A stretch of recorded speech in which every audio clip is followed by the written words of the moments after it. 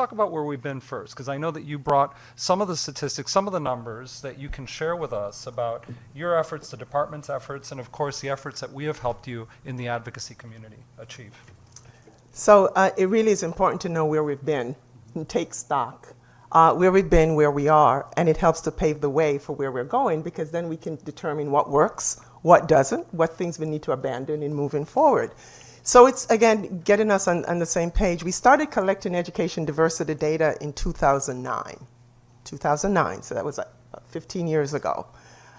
During the 9-10 school year, 2009 to 2010 school year, there was about 7.8 educators of color in our teaching force. And I like to do numbers, not just percentages, so we don't have to try to do math here.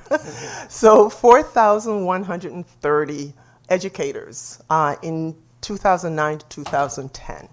Important to note that. 2013 to 2014, so a decade ago, that number went to 8.1%. So we're now at 43, 42.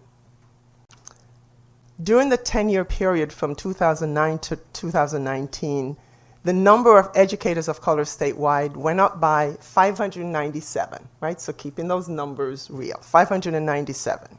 Keep that in mind. In just 4 years, 2020 to 2024, we've been able to add over 1,000 educators of color to our workforce, right? That's what we're seeing. That's what you heard the senator spoke about. You've got the data in front of you, and I was going to hold this, but I'll just put this there now. So where are we today? The number of educators of color have increased from 8.3%, I mentioned in 2015, 2016, to 11.7%. So we've gone from 4372, if you're writing the numbers down, to 6313, resulting in nearly 2,000 additional educators of color teaching across the state in classrooms in front of our students. Now, we're not here to do the victory lap, right? We have a lot of work to do, but it is important to know where we are and from where we've come. And I proudly sit here today thinking about the last 4 years, thinking about the work of our State Board of Education, who literally in 2016, and 2 members are here, Vice Chair Benham, Mr. Harris, who were on the board in 2016, that says, we've done a lot of talk, but what are we actually doing?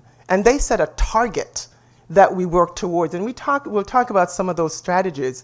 But it's the thing about this, it's so important for me that we're truly, we're action-oriented, right? Because it is easy to talk, I call it admiring the problem. It's easy to admire the problem. We've got to take action, right? And so I so appreciate the work of our state board and the colleagues I have in the room from the talent office under the direction of Dr. Shawana Tucker, who really got really creative. That is showing us, getting us the numbers that we have today, and we talk more about that.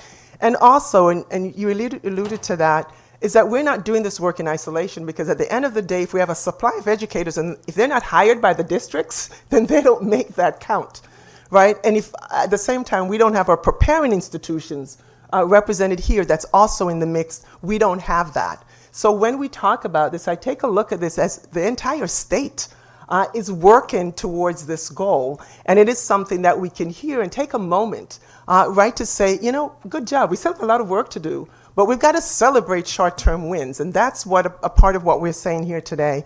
But that's where we've been, but proud of the work that we've done within the last few years, and it gives us the momentum for more.